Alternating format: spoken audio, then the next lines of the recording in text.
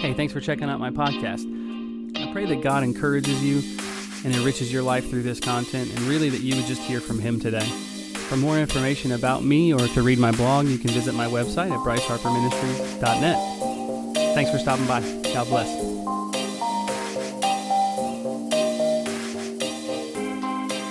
Well, today we are beginning our discussion on parables. We're going to start a series called Stories. We're going to look at different passages, and basically we're going to look at stories that Jesus told. Y'all know that Jesus taught in parables a lot. Like, people would ask him a question, and he'd be like, well, it's like this, right? And he would just kind of go off on a story. And sometimes you read it and you're like, what? I don't get it at all. Like, it doesn't make any sense. Like, what are we... I'm asking you a direct question, and you're talking about, like, seeds and, like, flowers, and, like, what do you mean, Jesus? You're talking about fig trees, you're talking about branches, and what is this? You know what I mean? So, Jesus did that to illustrate points. He did it to help you understand. Like we talked a little bit, when we wrapped up Esther, we talked a little bit about allegories. And in some ways, that's kind of what Jesus did. They're more like analogies, I would say, than allegories. It doesn't matter. It's a totally different... That's inconsequential. But Jesus taught in parables a lot. And the purpose of this series, what I wanted to do, is just kind of focus on what Jesus taught. Right? Because we spent 10 weeks in Esther. Last year we studied all of Acts. We do a lot of Old Testament kind of stuff. And we also do a lot of epistles, right? We do a lot of Paul's writings, all of that kind of stuff. And so I thought, for a while, it'd be good to just focus on what Jesus taught. So, in Big Church, we're going to be focusing on what Jesus did. Here, we're going to be focusing on what Jesus taught for a while. So I think that's a good way to make sure that we understand Jesus' life a little better and just kind of understand what He came to do and how that affects us today. So we're going to start with a story that all of you have heard, right? You have all heard, unless you've been, raised by wolves or living under a rock, right? You've heard the story of the prodigal son. You've all heard the word prodigal. Crowder, a musician, y'all know him, awesome. Just came out with a new record called American Prodigal. I highly suggest that you check it out. It's on Spotify. It's fantastic. Anyways, and it's American Prodigal. So prodigal is kind of a word that we hear a lot, or we associate a lot, especially in church. You always hear in a sermon or something like, it's like the prodigal son, right? People equate the story a lot. What's interesting about the word prodigal is it means a few things. So it means that you waste a bunch of wealth. It means that you just blow a bunch of money. But it also means that you've been lavishly blessed. So it's interesting that we're going to look at this guy who lived both stories of that. Right? He wasted all of his dad's money. And then when he came back, he was lavishly blessed by the Father. Right? Undeserved grace. Right? So that's what we're going to look at today. We're going to look at the story of the prodigal son and try to understand some of the points that Jesus was making. Because honestly, like in all the parables, there's a lot of stuff that is really hard to understand. There's a lot of stuff that we could spend months studying, go word for word. But I think we're just going to go for the overall idea. We're just going to pull truths from the stories, from the parables, just to help us live in a way that pleases God. So we're going to be in Luke chapter 15. So if you have your Bible, you want to open there. Luke chapter 15, starting at verse 11. So Luke chapter 15, starting at verse 11, it says this, "And he said, there is a man who had 2 sons, and the younger of them said to his father, Father, give me the share of property that is coming to me. And he divided his property between them. Not many days later, the younger son gathered all he had and took a journey into a far country, and there he squandered his property with reckless living. And when he had spent everything, a severe famine arose in the country, and he began to be in need. So he went and hired himself out to one of the citizens of that country, who sent him into the fields to feed pigs."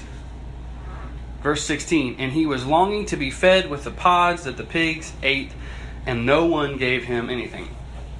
So we're introduced to this man and his sons. And before we learn anything really there's really not much character development, right? The first thing we see from the young son is rebellion.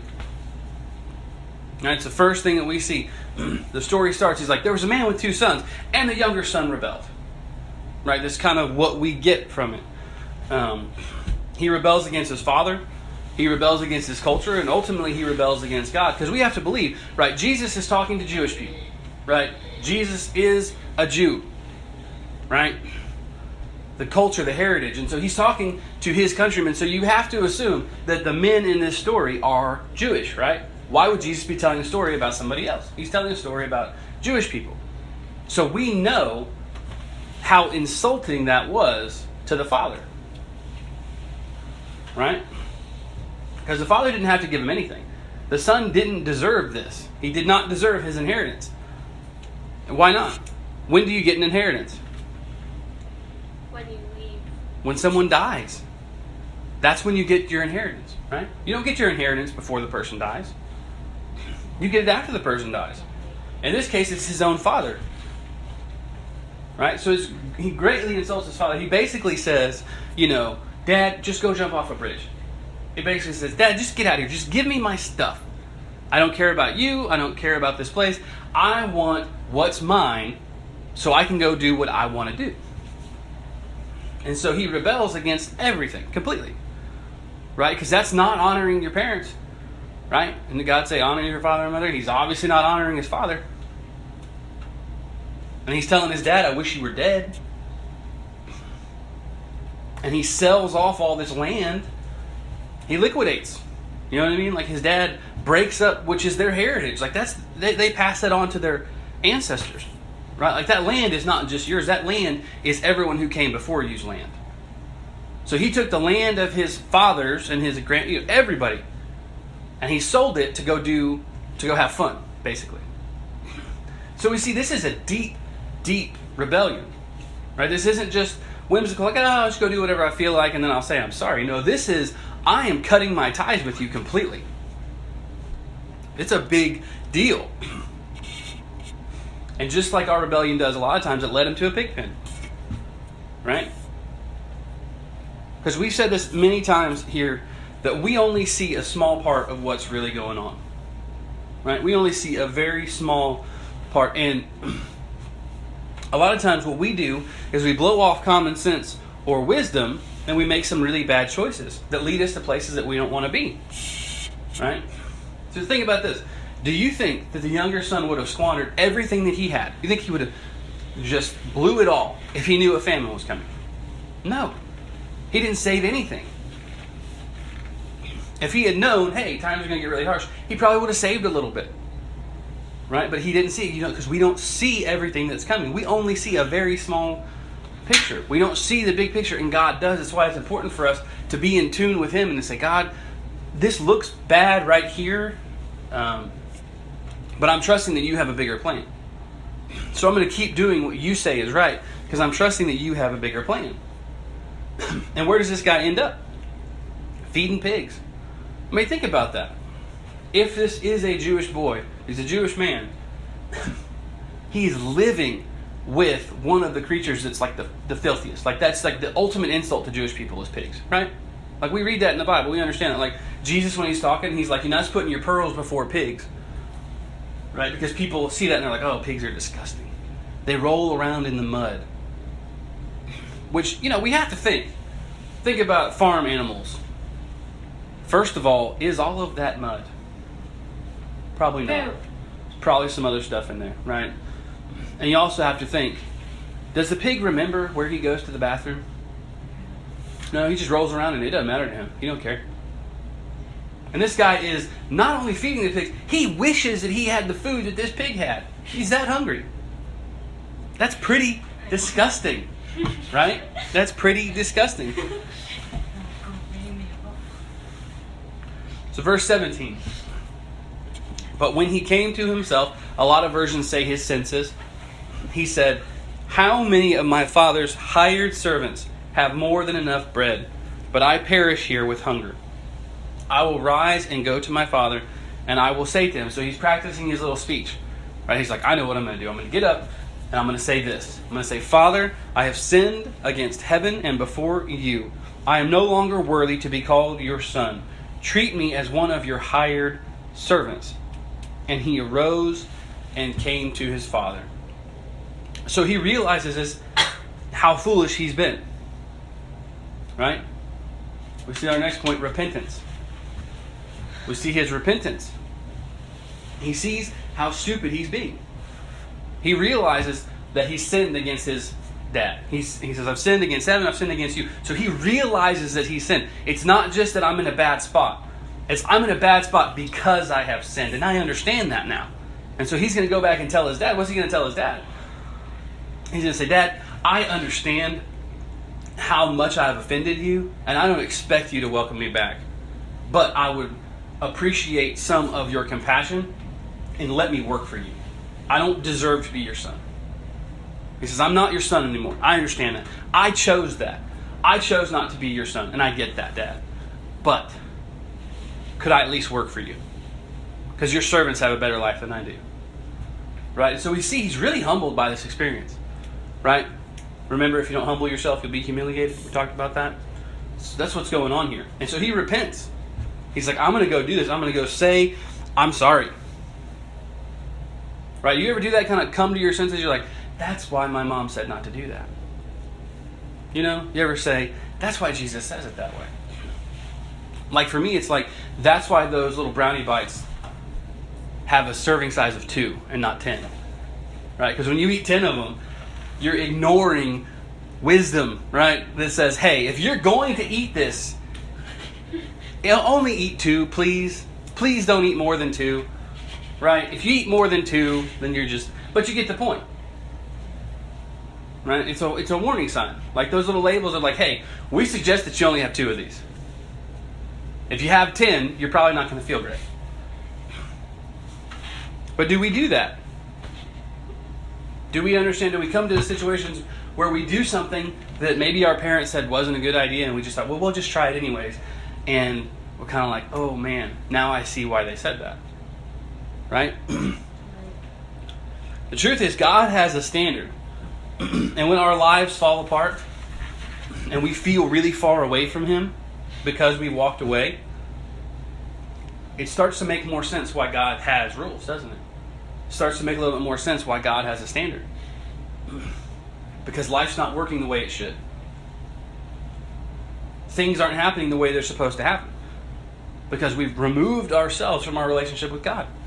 We've removed ourselves from the giver of life, and we're expecting an abundant life. Well, He's the one who gives life more abundantly, right? So when we walk away from Him, we don't feel so good. Like we don't have a great relationship with Him. And this son in this story is realizing to himself, hey, my dad lived that way for a reason. He didn't sell all the property for a reason. Right? Because his dad must have been wealthy. Right? If he splits up half of everything he has, and he still has servants, he still has land, he still has all this livestock, right? His dad must have been pretty wealthy. And so the son decides to come home, right? He says that. So he's on his way home, and what happens? You remember? But while he was still a long way off, his father saw him and felt compassion, and ran and embraced him and kissed him. And the son said to him, Father, I have sinned against heaven, and before you I am no longer worthy to be called your son. How many times did he say that to himself when he was walking? Right? You ever think that? Like that must have been a long walk back home for that guy. Right?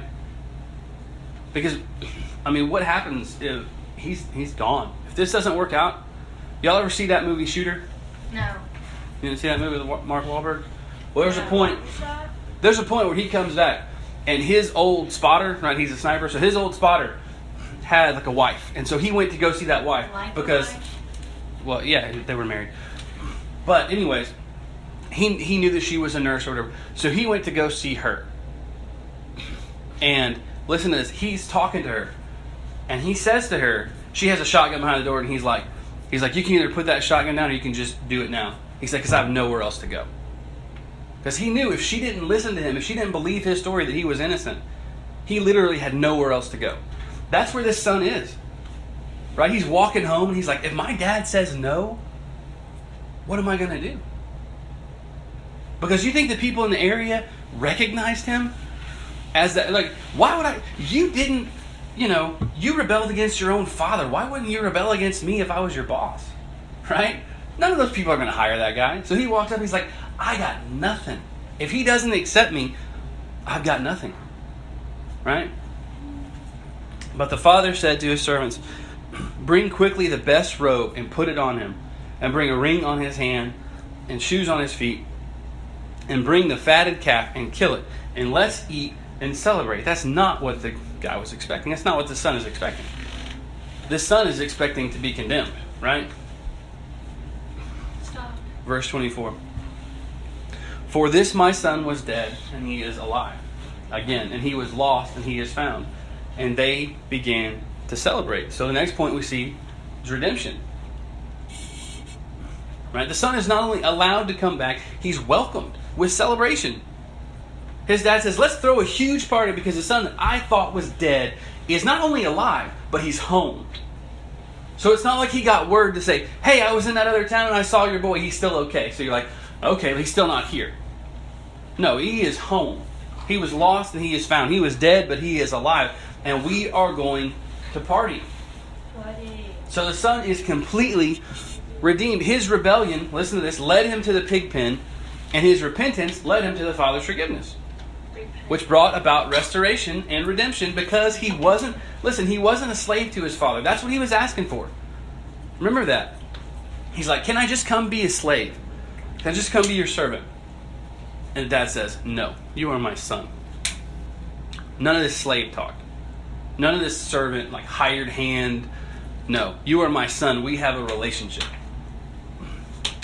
You are mine. He's welcomed back as a son. And that's the story of the younger son. It kind of ends there, like with a party. Right? Party animal. Party. But what about the older son? Let's read verse 25, see what happens. Now his older son was in the field, and he came and drew near to the house. He heard music and dancing. And he called one of the servants and asked what these things meant. So he's out working. Right? He's out in the field and he's like, hey, what is going on in the house?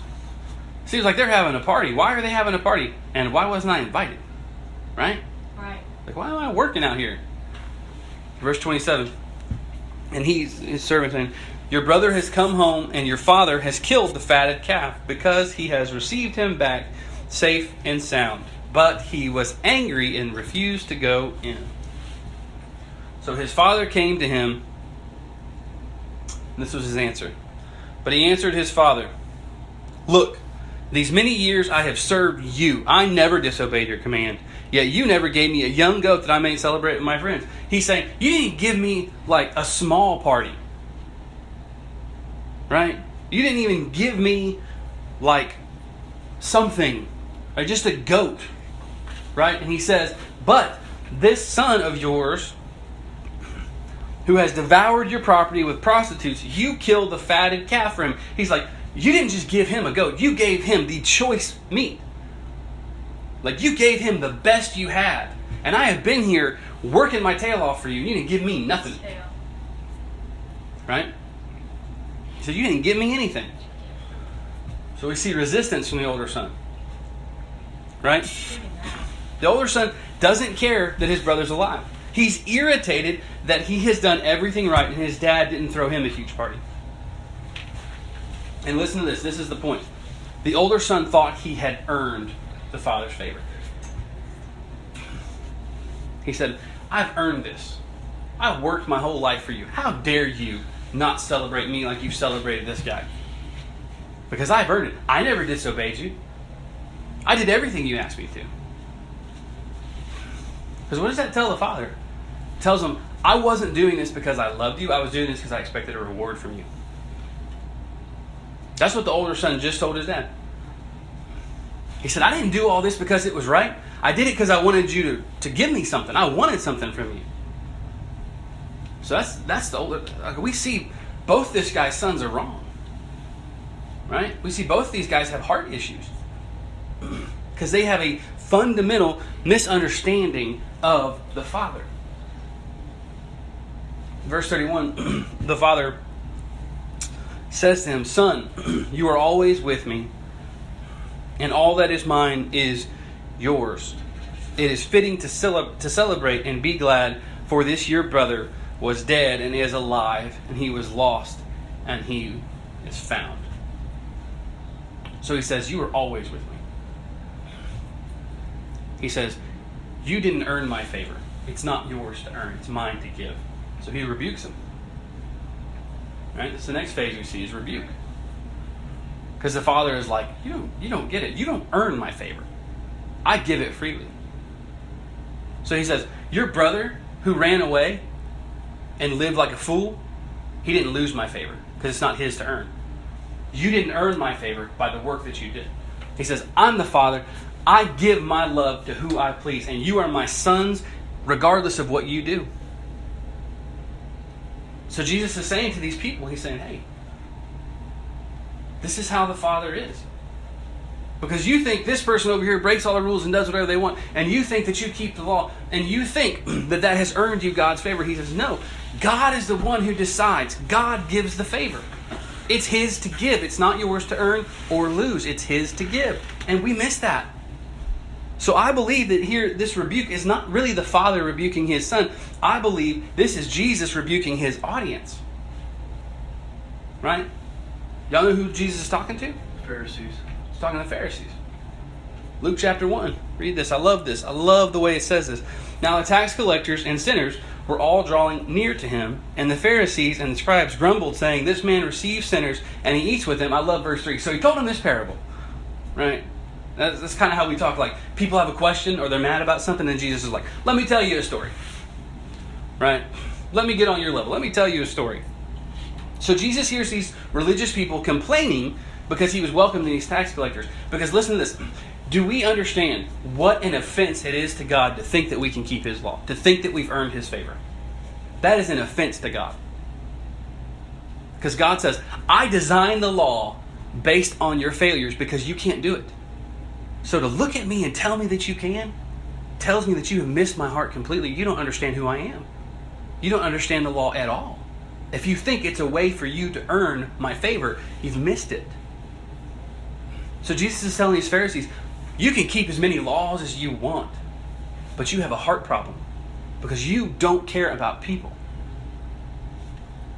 He says, God loves people. Right?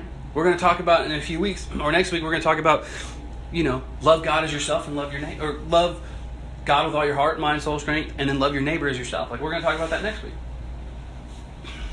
But that's what God is saying. He's like, because when he says, he told in this parable, there are two parables that I skipped over, right? The lost sheep. So he identifies with them with their livestock.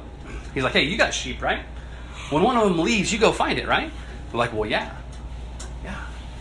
That makes sense. Of course you would. Then he tells a story about a woman who loses a coin. She loses 1 of 10 coins. And there's a discussion. It could be her dowry. It could be something that she's going to give to her husband, as a wedding present. But you know what it is? It's 1/10 of what she had. And that's a big deal. So either way, she's looking for it.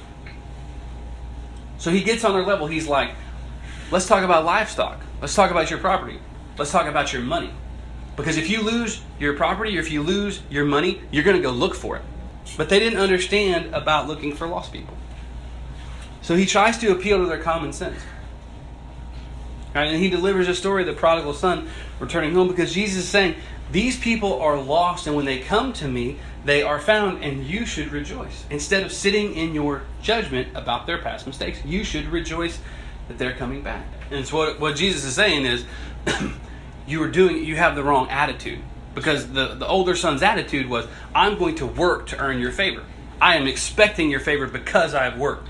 And Jesus says it's not like that. It's a relationship. It is not a contract. It's a covenant.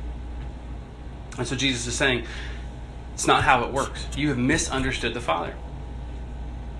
All your rule keeping is great if it's to please God, not to try to earn something from Him. Because a lot of times what we do is we cash it up, right? We're like, all right, I'm going to do good Monday through Friday because on Saturday, I'm really wanting something. I really want my team to win, so I'm going to be good, right? And hopefully God's going to let my team win. Or you're thinking to yourself, I really need more money. So instead of, being smart with my money, instead of saving and planning and everything like that, I'm just going to try to be really good to everybody else so God will give me more money. It's like, well, if you would have just been more careful with what he gave you, you wouldn't be in that situation. But that's the point, right? We're looking at this from the outside, assuming that we're better than the younger son and the older son. When the truth is, we're both. Really what this is, Jesus is saying, check your motivation. That's right. Jesus is like, what's your motivation for for being in a relationship with God? Because their motivation was to be better than people on the outside. Because Jesus, what does he call the Pharisees a lot? He calls them like whitewashed tombs. He says, you make yourself look really good on the outside, but you're full of stinking rotten bones. That's what he says. Right? So, Jesus died for our sins, right? So we don't get to decide who is worthy of that forgiveness and who's not. It's not ours to give, it's the Father's to give. So our relationship with God is not based on what we do. What we do is evidence of our relationship with God, but it's not based on what we do. Because the point that Jesus is making to these people, if you really want to break it down, the point that Jesus is making, he's saying, you can't lose it and you can't earn it. It is not yours to gain or to lose. It's mine to give. So you either receive the gift or you don't. But there's no earning it and there's no losing it. He says, so these people, yeah, they have made a mess of themselves. But your heart is a mess. Right? He's like, their sins are on the outside. Yours are on the inside. So really, we're kind of both, aren't we? Sometimes we're really messed up like the sinners, right? Sometimes we're just really messed up on the outside. Sometimes we're really messed up on the inside. Sometimes it's our heart. Sometimes we do say the right thing. We do the right thing. We come to church when we're supposed to. We stand up when we sing. But our heart is not in it. And Jesus says, that's what we're after. Jesus says, the Father wants your heart. He wants a relationship with you. Because you got to think. In this day, if you think about the parable, the father gets his son back and then realizes that his other one was never with him. Right? So this is what the father's experiencing. So he's like, so you just like me for my stuff. Good talk. Right? So I'm not saying that we should just let everyone believe that everything's okay and let them do whatever they want. Right? That's not the point. I'm saying we don't get to judge. What I am saying is we need to go and search out the lost. We need to help them understand that God has a standard that we can't meet. Right? But Jesus came to us when we were in the pig pen. And he lifted us up. But he also comes to us whenever our hearts are hardened. Right? Even though we're in church. Even though we're singing the songs. He still comes to us and he says, hey, let me in. He comes to us and says, hey man, what you're doing on the outside is fine, but your heart is all wrong. So he comes to us in both situations to lift us up. Right? He welcomes us as a son or a daughter. Jesus welcomes us as a brother or sister. We're not servants. We serve. Right? Because what does a good son do? He serves his mom and dad. Honors them, shows them respect. So we show God respect. We honor him by keeping his commandments. That's how we show that we love him. That's not how we earn his love. It's not ours to earn. It's his to give. So we accept it. And then our actions are because of it, not to earn it. And that's a big thing that we need to understand. And Jesus is the perfect Son of God. And he welcomes us stinky sinners into relationship with him. So who are we to decide who is worth redeeming or not? Because the Pharisees, their problem was Jesus. You're supposed to be one of us. You're calling yourself a teacher. You're a rabbi. You're doing all this stuff. He's like, then why don't you act like any of us? He's like, maybe he doesn't understand, guys. He's hanging out with the wrong crowd. And Jesus is like, no, this is who I came for. Because these people are lost. And he's like, these are my lost sheep and I'm coming for them. I'm coming to get them. Right?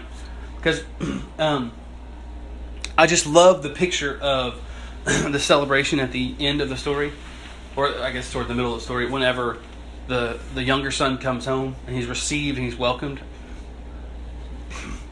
So in order for them to kill the fatted calf and do all that stuff, there are other people enjoying this too. Right? There are other people who are around this and celebrating. So they're celebrating the son's return. And that is why a lot of times, I don't know if you've seen this, but like somebody will get saved, right? And people are hugging them. Some people are crying. Some people, they're celebrating.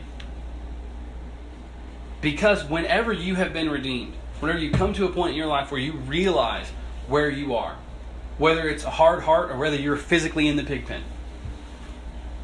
and Jesus comes to you, and you receive and you understand who He is fully. You finally say, okay, I get it now. It's not about me earning it. It's not about me losing it. It's about you gave it freely and me living it out. And we come to that moment, when we see other people go to that moment, how do you not go back to yours? That's where the celebration is. That's why people do. That's why we're excited when people get saved, because it takes you back to your salvation. You remember how you felt. You remember what you experienced, and you celebrate with that person. You kind of live vicariously with them, right? Because you're like, man, I know how you feel because I was there. I was on that road home, and He ran to come get me. And I see that in you, and so I'm going to celebrate with you. Because when God really rescues us, and we see Him rescue someone else, it's really hard not to go back and relive that moment in your mind. We should always remember that. We should always be grateful that God saw fit to save us. We should always be grateful. And things that we do, like the Pharisees, it looked like they were doing it right. Right? And a lot of times, a lot of people in America, American Christians, they look like they're doing it right. But Jesus is like, you don't love people at all. You don't care about people at all. He's like, you couldn't be further from my heart. You might be in close proximity to me, but you're so far away from my heart. And that's just the truth. So that's the like kind of the double-edged sword of this message. It helps us realize nobody gets it right. And for me, that's encouraging. It encourages me that nobody else gets it right either, right? Because I know where I don't get it right. I know where I fail. And so it's encouraging for me to read about other people who fail. And Jesus says, yes, I understand that you failed, but my grace is not for you to earn. It's for me to give. And I give it freely. So Jesus is saying, you shouldn't stay in your sin because I've offered you a way out. But He also says, if you think you're better than these people, you don't see your own sin. And so I really love this story, right? Because it tells us we can't out-sin His grace. It also tells us we can't earn it. It is His to give, and it tells us rest in it. It says just rest in this grace that I'm offering you. And that's what when we read the story, that's what it's about. It's about Jesus saying, tax collectors are wrong. Pharisees, you're wrong too. So don't think that just because you're around God, just because you're in the synagogue, just because you know the law, don't think that gives you a right standing with God. Y'all have any questions?